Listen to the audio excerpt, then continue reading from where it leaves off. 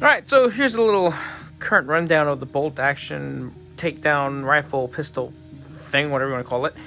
So this is the bolt and all that. This is how the air gets from here to the shell.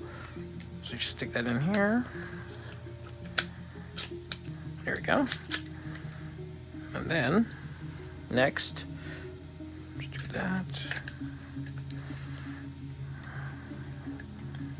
Install this. There we go. These little thumb screws are what keeps the whole thing together. There we go.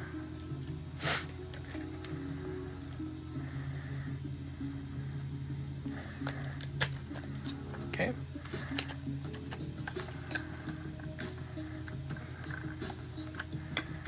Okay, and then line up that one. This thumb screw goes into here, keeps that one in place. To the top strap, barrel. Nice. Goes into this thumb screw right here.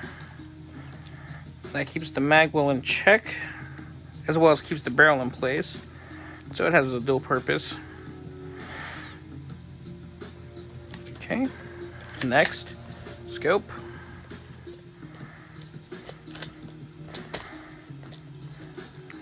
Tying it on to the dovetail. There we go. Magazine, still testing. And there we go.